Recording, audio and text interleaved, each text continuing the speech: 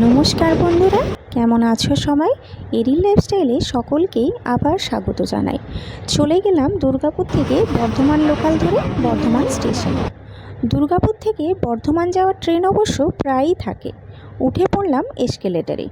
সারা দিন রাতে এই স্টেশনে প্রচুর ট্রেন যাতায়াত করে, এক কথায় অগুন্তি। এরপর সিঁড়ি দিয়ে নিচে নেমে চলে এলাম বাইরে।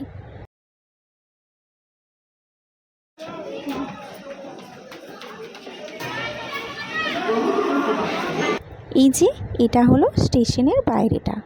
তবে বাইরে বেরিয়ে দেখবে অনেক গাড়ি, টোটো, অটো দাঁড়িয়ে থাকে। এখান থেকে টোটোতে করে পৌঁছে গেলাম চিফ অ্যান্ড বেস্টের এই দোকানটিতে। বাইরে দাঁড়িয়েই যে গন্ধটা আগেই পেয়ে গেলাম তা হলো এখানের বিখ্যাত বিরিয়ানি। ভেতরে ঢুকেই বসার জায়গা রয়েছে অবশ্য, আর এটা ছিল নন এসি। আর সিঁড়ি দিয়ে ওপরে চলে গেলাম। আর এখানে এটি হলো রান্নাঘর। তবে ভেতরে এসে মেনু কার্ডটা একবার চোখ বুলিয়ে নিলেও বিখ্যাত বিরিয়ানি ছাড়া আর কিছুই খেতে ইচ্ছে হলো না। এবার ঠিকানাটা বলি।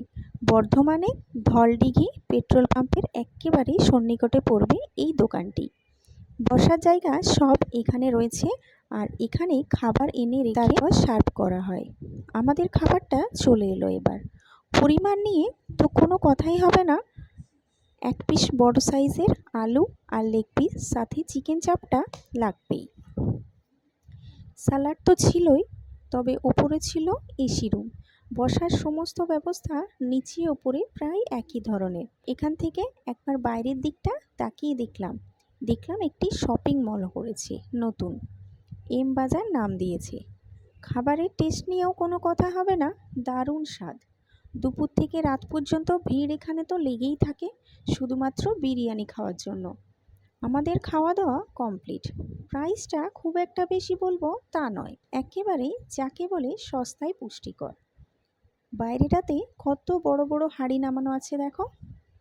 যদি কোনো দিন এইদিকে কেউ আসো তাহলে এই দোকানটাতে একবার হলেও ট্রাই করে দেখতে পারো।